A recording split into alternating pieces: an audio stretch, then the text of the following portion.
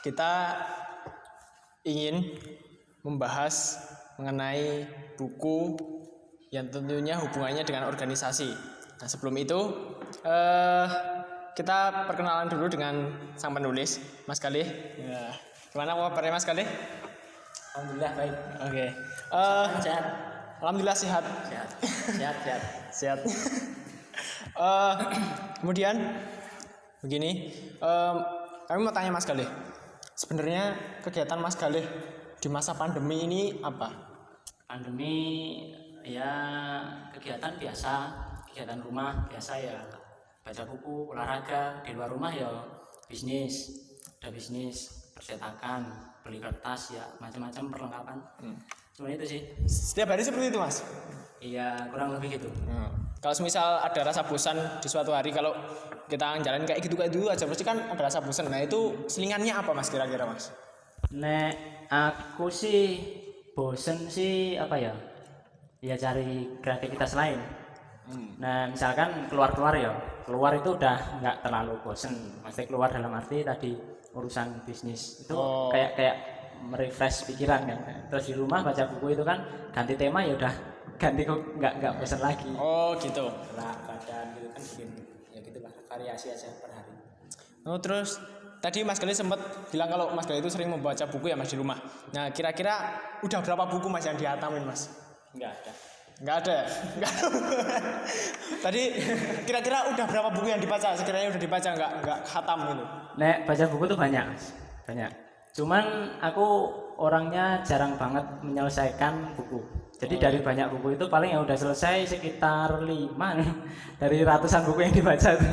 Soalnya gini, aku nek baca buku ganti-ganti tema.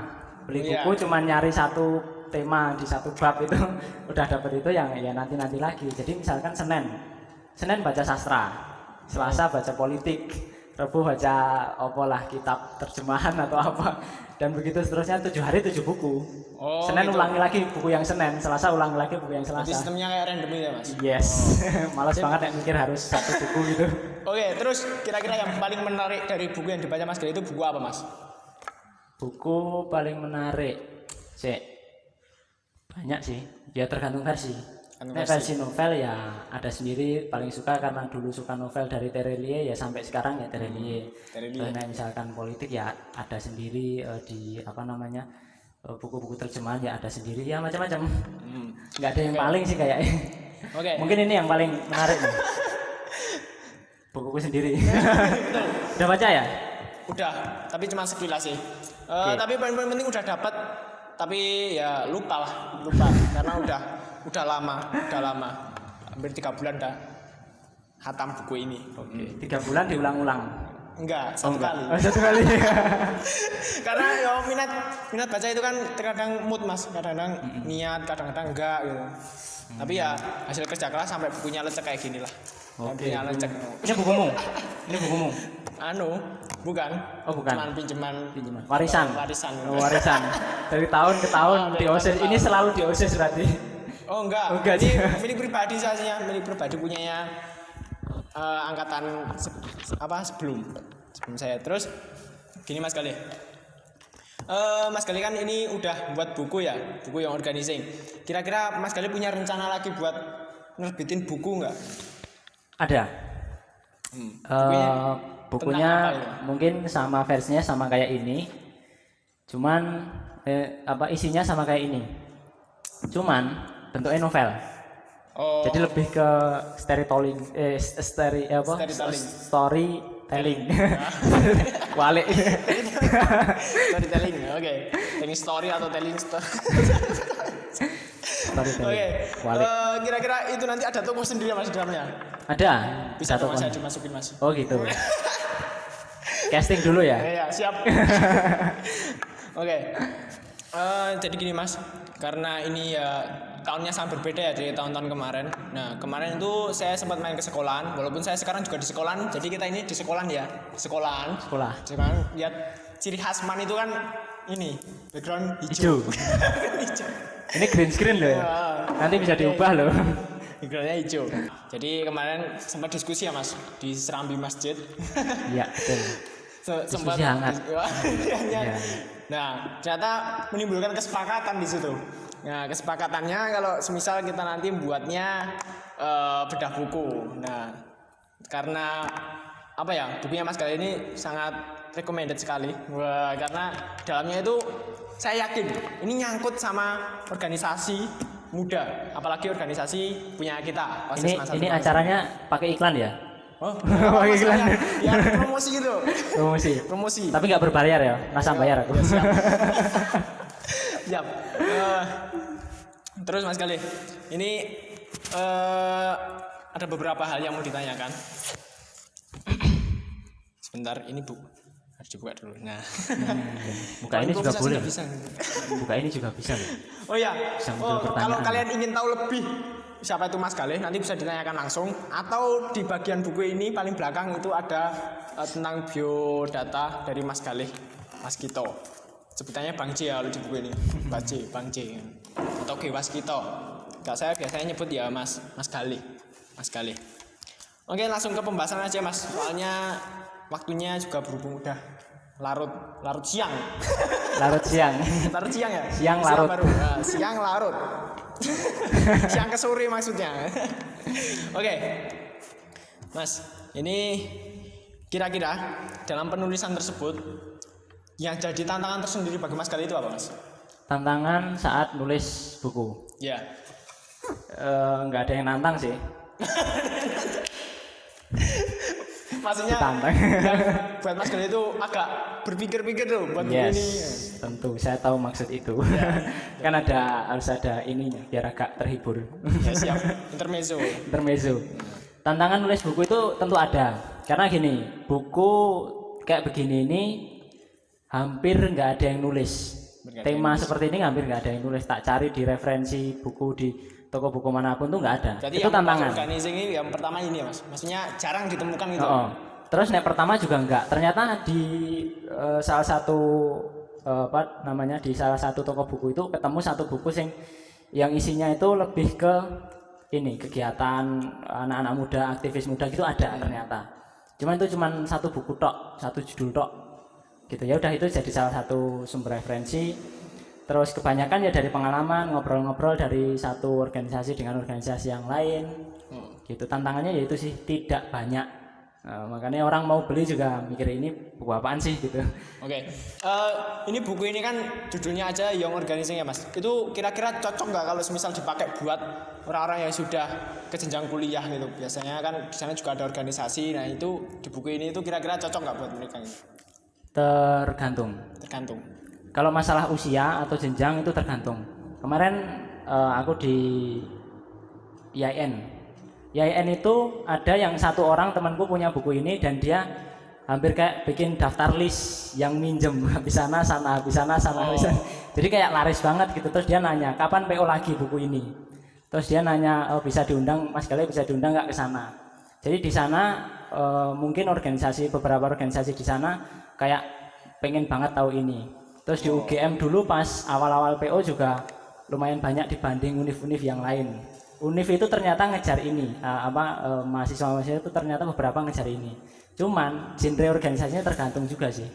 Kalau lebih ke organisasi mahasiswa itu udah condong ke politik mana, itu biasanya udah nggak masuk. Karena kalau politik itu cakupannya makin luas. Udah ke ekonomi, politik, sosial, budaya. Ini nggak ada semua kayak begitu-begituan. Soalnya ya perlu hati-hati kalau membahas kayak gitu ya Mas. Ya betul. Terus gini Mas, ini pertama kali saya membaca buku ini, itu saya lihat daftar isi. Yang pertama kan mesti pendahuluan, terus daftar isi dan lain sebagainya. Tapi kalau semisal menyangkut materi itu yang paling pertama itu urgensi. Nah, penjelasan mengenai urgensi itu gimana Mas? Kamu udah baca kan? Udah. Berarti kamu udah tahu? Ya tahu, cuman poin-poin pentingnya kalau semisal saya suruh jabarin belum terlalu. Belum terlalu. Mungkin penulisnya lebih tahu lah. Oke. Urgensi itu tak taruh di poin pertama karena tahu kan urgensi itu kan artinya pentingnya sesuatu kan gitu. Pentingnya sesuatu. Apa sih pentingnya organisasi? Dimulai dari awal, keresahan awal nulis buku itu kan tadi tantangannya salah satunya nggak banyak. Artinya peminatnya sedikit. Makanya harus dijelaskan apa pentingnya ini kan gitu. Itu yang pertama, masalah peminat kesadaran meminati kegiatan-kegiatan di organisasi anak-anak muda, kegiatan aktivis anak-anak muda itu. Terus yang kedua, masalah utama yang tak bahas di urgensi itu adalah karena dulu pas SMA maupun juga beberapa kenal kakak-kakak di perkuliahan, dulu pas masih SMA kan kakak-kakak di perkuliahan juga kenal, sharing-sharing. Rata-rata anak muda itu kalau ikut organisasi dia nggak masuk pada pentingnya organisasi. Kan orang cari nama, cari muka, kan gitu-gitu. Kan gitu-gitu. Seolah-olah diciptakan lahir tuh kayak belum punya muka. Cari muka. Bener cari muka. Jadi seakan-akan dia lahir itu mukanya transparan habis diamplas gitu. Datar. Nah, Afan ini sendiri kan ini ketua organisasi loh ini. Ketua organisasi. Mau jadi mantan lah, mau jadi purna. Oh. Purna apa mantan? Mau jadi purna. Mau jadi purna. Purna terus jadi mantan. Purna. Nah, kan kamu sendiri juga ngalami organisasi itu masalahnya apa, terus tantangannya apa. Rata-rata nek tak tarik ke inti masalah, sumber masalah itu dia masuk ke organisasi niatnya apa? Kan gitu. Kan kalau cuma ikut-ikutan, kalau cuma nyari nama, kalau cuma nyari misalkan kayak cuma nyari pengalaman itu kayak urgensi yang terlalu rendah dalam organisasi. Terus tak jabarkan di situ urgensi bahwa organisasi itu ada urgensinya, bahwa jadi aktivis muda itu ada urgensinya dan nggak cuma seremeh itu. Oke. Tuh. Gini mas, urgensi itu penting banget. Maksudnya dalam pembahasan urgensi tadi kan ada niat. Maaf, tadi ada niat. Nah niat itu penting nggak sih mas dalam organisasi itu? Nah, tak balik nih. Niat itu penting nggak? Iya. Ya tak balik, niat itu penting nggak? Penting. Menurutmu penting. Nah, tapi jadi masalah itu seringnya begini. Kalau kita mau melihat atau memilih yang cocok untuk jadi penerus itu kan kita juga sulit. Mana yang orang-orang benar niat, mana yang tidak. Nah itu caranya memilih itu gimana itu mas? Oh gitu. Jadi kalau mau ngelihat kader, ya, kadernya dia benar-benar berniat apa enggak gitu ya. Soalnya gini, pas kita udah LDK itu emang bener-bener banyak. Jadi emang bener-bener dia itu mau jadi OSIS, tapi setelah dilantik itu udah beda lagi. LDK? Iya. Lembaga Dakwah Kampus. LDK? Ya LDK seperti itulah, setelah di LDK kan dilantik. Nah pas dilantik itu ternyata setelah itu beda lagi. Orangnya jadi kayak berubah niat atau mungkin nggak niat, emang dari awal nggak niat. Latihan dasar kepemimpinan. Iya, latihan dasar kepemimpinan. Okay. Dan itu cuma beberapa bulan ya, Mas. Iya sih. Jadi gini, karena urgensi itu pembahasan pertama supaya nanti pas masuk bab berikutnya juga nggak jauh-jauh dari urgensi ya, kan gitu. Nek aku ngelihat berbagai permasalahan termasuk kayak tadi permasalahan kader ini berkualitas atau belum. Itu mungkin nanti masuk di bab-bab berikutnya kayak aktivasi atau distribusi kerja itu. Bab-bab itu ngomongin masalah kualitas kader. Kalau ngelihat bagaimana sih si seseorang itu sudah benar-benar berkualitas apa belum, gitu kan? Berkualitas apa belum? Nek dari aku sih sebetulnya yang namanya melihat kualitas, memproses kualitas, kan di organisasi kan ada proses kualitas ditingkatkan gitu, itu justru nggak tersekat sekedar pas LDK atau diklat atau sejenisnya itu. Kalau anak-anak muda di SMA di kuliahan itu mau melatih kepemimpinan yang ngadain LDK, mau melatih misalkan kesiapan mereka di organisasi yang ngadain yang namanya tadi diklat, pendidikan dan pelatihan, keliru. Justru harusnya dari awal pertama kali dilantik sampai terakhir itu semua adalah proses pelatihan sekaligus praktek, kan harusnya gitu. Betul, berarti LDK itu sebenarnya nggak ditentukan oleh waktu 1 bulan atau 2 bulan, cuma pengenalan gitu aja ya mas. Berarti LDK itu sebenarnya pas kita praktek lapangan langsung gitu ya. Iya, jadi sejak pertama kali sampai terakhir itu kalau bisa ketua, sekretaris kerjanya ngapain sih, mendingan nyatet aja perkembangan perorangan. Kamu punya daftar absensi, terus hari pertama dia gimana, hari kedua dia kalau sempat, atau mungkin bulan pertama, bulan kedua. Nah di situ pas LDK itu cuman kayak gong penutup dari semua pelatihan tadi. di acara itu baru dilihat progresnya dari awal sampai akhir tuh anak ini gimana, si A gimana, si B gimana kan. Ini istilahnya kalau misal dia menjabat 2 tahun itu cocok enggak kalau setelah itu dia dijadikan seperti itu lagi gitu ya Mas? Iya betul, ngelihatnya sejak dari awal. Oke. Berarti ini kita dapat masukan kalau misal kita mau mencari kader-kader yang benar-benar niat itu seperti itu. Seperti yang dijabarkan Mas Gali tadi. Kalau misal kalian lupa dengan penjabaran Mas Gali bisa diulang lagi videonya. Ini ada ini enggak sih? Ada. Apa? Subtitle. Subtitle. Subtitlenya nanti kita buat, insya Allah. Kalau nggak ada ya sekiranya paham lah. Kita juga bicaranya bahasanya bahasa manusia. Siap. Oke Mas. Kemudian yang kedua, saya ini membaca itu setelahnya babnya itu adalah bab point of view. Nah, Betul. atau sudut pandang ya. Sudut pandang. Nah, sudut pandang itu yang mau kita tanyakan itu maksudnya Mas Galih kok kita harus memperhatikan sudut pandang itu gimana? Maksudnya sudut pandang itu gimana? Sudut, tahu sudut kan? Ya sudut. Sudut. Corner gitu Mas. Yes. Sudut, tahu pandang. Ya, Pandang. Pandang itu nggak gelap gitu ya Mas. Misal kita di ruangan kayak gini. Misal kita di ruangan kayak gini. Kayak lampunya itu. Padang. Oh, Padang. Padang. Padang. Oh, Itu nama daerah. Oh ya. Oh ya. Padang. Bener.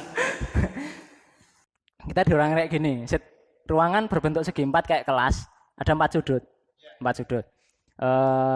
Kalau satu orang berdiri di satu sudut, terus di tengah-tengah misalkan dikasih sebuah lukisan berdiri gitu. Dia lukisannya ngadep ke papan tulis. Orang yang ngelihat dari pojok yang satu, misalkan dari pojok yang satu, misalkan dia ngelihat apa, dari pojok yang sini dia ngelihat apa, dari pojok yang sini dia ngelihat apa, kan beda-beda. Itu yang disebut sudut pandang, kan gitu kan? Beda-beda. Nah, di bab sudut pandang atau point of view itu yang tak bahas terutama itu adalah masalah tujuan. Kalau tadi bab 1 masalah urgensi, pentingnya, bab 2 masalah tujuan. Karena kalau tujuan, orang-orang di organisasi itu tujuannya beda-beda, maka menghasilkan pergerakan juga yang beda-beda. Tak kasih contoh, di situ juga ada tulisannya. Dulu aku pernah ikut organisasi yang tingkatnya se-kabupaten, Klaten. Ada beberapa yang tak ikuti, tak ceritakan salah satu. Ada yang mikir, organisasi ini harus kita kembangkan semakin luas pergerakannya, pesertanya, pengikutnya, anggota-anggotanya. Terus si A bilang, ayo kita bikin seminar. Ketuanya bilang, oh jangan bikin seminar, biayanya banyak. Kita bikin kunjungan aja ke sekolah-sekolah atau ke kampus yang ada di Klaten, yang paling nggak kita bisa dapat orang-orang itu lebih dekat. Ada lagi yang bilang, oh jangan itu terlalu repot perizinan dan seterusnya. Akhirnya ada lagi yang mikir apa ya, kita bikin buletin aja atau artikel-artikel dicetak, disebarkan, nama kita bisa tersebar kemana-mana. Itu kan sudut pandang masing-masing yang menghasilkan pergerakannya masing-masing kan gitu. Nah, kalau misal sudut pandangnya beda tapi tujuannya sama gitu bisa Mas? Iya bisa. Maksudnya kalau misal saya dengan cara saya seperti ini, terus ada pengurus yang lain sudut pandangnya seperti ini, tapi tujuannya itu sama-sama kalau misal ingin memajukan organisasi itu. Gitu. Itu bagus ya itu. Tapi kalau misal kita mempunyai sudut pandang beda-beda, nah itu jadi mencar. Nah itu caranya kita ambil jalan tengahnya itu gimana itu Mas? Nah itu di buku ini tak jelasin gini sih. Yang namanya point of view atau tujuan itu, point of view itu sudut pandang ya. Yang namanya tujuan itu ada tujuan utama, tujuan umum, ada tujuan khusus, ada visi, ada misi, ada jangka panjang, ada jangka pendek. Kalau jangka panjang atau tujuan khusus tujuan umum yang sifatnya lebih luas, itu harus disepakati secara totalitas. Misalkan organisasimu apa? Organisasi OSIS, internal sekolah. Di internal sekolah dia tujuannya apa sih? Misalkan meningkatkan kualitas kegiatan anak-anak di dalam sekolah. Nanti itu menjadi tujuan khusus, tujuan pokok yang tidak bisa diubah-ubah. Orang udah jelas bahwa mereka di dalam OSIS akan melakukan itu. Tak kasih contoh lagi, di luar sekolah ada organisasi pemuda yang misalkan sifatnya ini jurnalis katakanlah gitu, nulis. Nulis tuh dia tujuannya nulis apa? Misalkan nulis sastra, ya udah itu tujuan umumnya. Nanti secara detail mau cerpen, mau puisi, mau novel itu detail-detailnya kan gitu. Jangan sampai kita mau bikin sastra, tiba-tiba ada yang usul sastra itu nggak asik, berita lebih diminati. Ya namanya tujuan umum sudah dipas, sudah di ini kan, nggak bisa diganggu kan. Ya, itu harus berarti ada. pondasi itu paling awal ya mas. Maksudnya pondasi biar tegak itu terus nggak bisa dirubah itu berarti yang paling awal itu ya, yang Ya, paling penting dalam betul. point of Nah, view gini. itu. Salah satu survei yang saya lakukan di beberapa teman-teman waktu itu, ternyata rata-rata organisasi pemuda itu, walaupun dia udah punya tujuan umumnya, tujuan garis besarnya udah punya, tapi program-program di dalamnya itu tidak menggambarkan tujuan garis besarnya kan Ya, lucu. banyak seperti itu. Kadang-kadang kalau kita udah buat pondasi seperti visi dan misi itu kadang-kadang kita di tengah. Contohnya ya saya sendiri, saya pernah buat visi misi itu di tengah-tengah saya lupa visi misi itu apa. Visi misinya itu apa sih sebenarnya saya lupa gitu. Ya itu buat biasanya kelabilan. Oh kita mau kemana ini ya? Jalannya kemana? Oh kita kesini aja. Oh jangan kesini aja. Padahal kita sebenarnya di awal itu udah punya tujuan gitu. Nah itu yang bikin apa? Kita sempat bingung. Makanya itu tadi ya mas. Kita harus menyatukan sudut pandang dengan tujuan yang sama. Iya. Nah ini salah satu ironi juga. Ironi. Gini. Ironinya gini. Kalau di sekolah ada OSIS. Misalkan contoh aja OSIS itu ngadain yang namanya apa sih? Program besarnya OSIS itu misalkan classmate, ada kan classmate tujuannya apa? Rata-rata class meeting itu mempertemukan kelas satu kelas dengan kelas yang lain yang paling enggak di proposal akan ditulis kayak semacam mempererat atau kan, tapi begitu lomba malah yang kalah nggak terima terus baku hantam. Ada nggak sih di sini? Nggak tahu sih, tapi di banyak sekolah rata-rata sih gitu, ada baku hantamnya, ada makin malah classmate itu momen-momen buat bolos kan nggak masuk. Baku hantam itu salah satu mas itu di dalam class meeting itu salah satu kegiatannya itu ada baku hantam gitu. Jadinya nanti ada kegiatan baku. Oh emang dibikin aja ya daripada salah satu kegiatannya ada sepak bola, ada futsal, ada baku hantam. Oh gitu. Iya. Jadi nanti yang nggak terima langsung masuk ke arena baku hantam. Habis dari supporter futsal pindah ke arena baku hantam. Jadi nanti buat LPG-nya juga enak gitu loh. Itu memang ironi. Kadang bikin satu kegiatan yang memang tidak pas dengan tujuannya. Benar. Jalan. Oke mas. Jadi untuk masalah point of view itu yang paling penting adalah tujuan utamanya. Kita harus membuat tujuan itu dari awal. Kemudian setelah itu kita boleh menggunakan cara apapun, tapi tetap harus ingat tujuan awal kita. Itu yang paling nggak dimaksudkan oleh Mas Gali tadi ya mas. Seperti itu. Betul. Terus selanjutnya mas, ini langsung dipercepat aja mas, biar mereka juga penasaran karena kalian ini tadi nggak disampaikan oleh Mas Gali secara menyeluruh agar kalian itu tertarik untuk membaca buku ini. Sekaligus promosi ya mas. Nanti kalau nggak bisa beli pinjam punya ini. Nanti buat tulisan, Dibikin list siapa. Oke, selanjutnya babnya bab kompor mas. Kompor. Namanya kompor. Kompor itu komponen organisasi. Bener mas? Waduh. Komponen organisasi. Ini kalau kamu bikin satu konten yang ditonton orang banyak, mendingan kompor apaan sih mas? Baru saya ngomong. Iya. komponen organisasi. Waduh, terlalu gamblang gitu. Ini oke, saya ada pertanyaan nih mas. Kenapa kok namanya kompor? Kok nggak kompas aja mas? Kok nggak kompas? Intermezzo kita terlalu. Kok nggak kompas? Kenapa harus kompor gitu mas? Oh gitu. Nah kalau kamu tanya gitu kan saya bisa bilang organisasi harus punya kompor. Nah gitu. Oke. Tapi kalau udah ketebak, komponen organisasi gitu kan. Jadi kompor tuh komponen organisasi, ketebak langsung. Iya. Oke, langsung tak jelasin ya. Oke. Karena udah kebanyakan intermezzo. Komponen organisasi apa yang ditanyakan tadi? Ya, kalau di sini pertanyaannya komponen apa yang paling penting dalam organisasi mas? Enggak ada lah. Nggak ada. Nggak ada. Ada yang penting berarti mas? Nggak ada. Buang aja semua. Berarti organisasi cuma nama gitu ya mas? Ini Cuma nama. kompor. Nah, saya dulu di acara-acara yang dulu, maksudnya dulu pas masih awal-awal buku ini rilis kan beberapa acara buat membahas buku ini seminar ataupun ke sekolah-sekolah gitu kan. Iya. Bab ini kayaknya paling seru dibahas gitu. Karena tak jelaskan ke peserta itu organisasi punya basecamp enggak? Organisasimu punya basecamp. Nah, misalkan punya gitu. Misalkan Misalkan punya. Di dalam organisasimu ada kompor enggak? mesti kan pada mikir gitu. Iya. Tapi kompornya udah ketahuan. Udah ketebak kompor dari awal ini udah ketebak. Oke.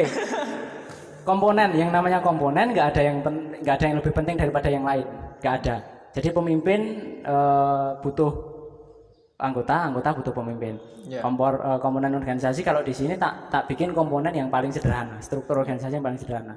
Cuman 3 tingkat, ketua umum, terus tingkat di bawahnya kayak yang ngurusin kesekretariatan, perbendaharaan, terus di bawahnya lagi bidang-bidang. Cuman itu. Dan itu semua penting, nggak ada yang enggak. Oke. Gitu. Penting semua. Jadi gini Mas, ini saya buat permisalan Mas. Kan di setiap organisasi harus ada kompor. Kalau kita lihat zaman sekarang itu, pasti setiap rumah ada kompor tapi ada gasnya Mas. Nah, wow. Kalau kita cuma punya kompor tapi nggak ada gas itu gimana Mas? Apa fungsi kompor itu? Iya. Jadi gasnya organisasi itu apa? Oh gitu. Jadi kalau kompor di rumah itu buat masak, dia butuh gas. Kalau kompor di organisasi, komponen organisasi, maka dia juga butuh gas. Gasnya apa? Ya betul. Gitu ya. Gasnya mungkin program. Ya, tiap komponen harus punya program dong. Ya benar. Iya toh? Biar nyala gitu. Tapi ada loh, tapi ada gini. Saya pernah ketemu satu organisasi yang dia cerita keresahannya itu. Masa-masa akhir tahun kan mesti setiap bidang harus kayak laporan pertanggungjawaban gitu kan. Ada satu bidang yang laporan pertanggungjawabannya cuman bingung karena bidang itu programnya cuma 2 dan nggak jalan 1, berarti 50% nggak jalan. Ya benar. Coba kalau bidang yang programnya 8 nggak jalan 1 kan persentasenya kecil. Masih 7 gitu. Ini cuma 2, yang 1 nggak jalan kan ngenes banget gitu. Ya benar. Makanya butuh itu. Tapi enak loh Mas kalau itu suruh buat LPG itu enak loh Mas. Dia cuma mempertanggungjawabkan 1 aja kan cuma 2. Kalau yang lain 7 harus banyak ngetik. Oh iya benar juga sih. Benar juga sih. Cuman dia minder. Enggak minder. Malu soalnya yang lainnya banyak dia cuma 1 sendiri gitu kan. Gitu. Dan kadang itu juga mempengaruhi semangat keaktifan. Apaan sih cuma itu mulu anggotanya terus pada kabur hilang gitu. Jadi nggak aktif gitu ya. Jadi kalau tanya gas ya berarti harus diisi program dong. Ya betul. Jadi kalau setiap organisasi itu harus punya gas juga. Selain kompor harus juga punya gas. Gasnya itu ya seperti yang dibilang Mas Gali tadi. Gas. Ya. Kalau gas motor harus butuh personel Mas. Kalau kecuali metik. Ya. Oke. Oke. Mempersingkat waktu ya Mas. Ini selanjutnya pembahasan mengenai langsung kita loncat aja ya, koordinasi struktur. Mengenai koordinasi struktur. Itu koordinasi yang baik itu gimana Mas? Kira-kira koordinasi yang benar dan baik itu menurut Mas Gali itu gimana? Gimana ya? Aku nulis buku ini terlalu idealis. Jadi buku ini idealis. Idealis itu ya. Oh, bukan idealis, lebih tepatnya perfeksionis. Oh ya, perfeksionis itu berarti mendetail gitu ya. Buku ini perfect banget, ya nggak mungkin dijalankan ini. Maksudnya nggak mungkin tercapai.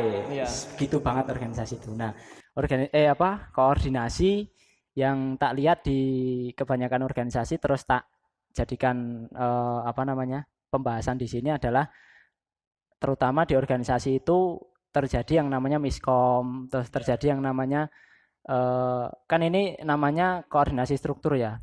Itu bab yang paling panjang kalau nggak salah. Kalau nggak koordinasi struktur ya aktivasi, lupa. Pokoknya 2 itu kan masalah utama di organisasi. Keaktifan sama koordinasi. Koordinasi struktur itu masalah yang paling tak soroti itu adalah bagaimana orang itu mengkoordinasikan struktur organisasinya. Rata-rata anak muda, entah itu di sekolah maupun di kuliahan, ketika udah punya program, udah menjalankan satu konsep, struktur, kepanitiaan dan seterusnya, begitu jalan, itu strukturnya berubah.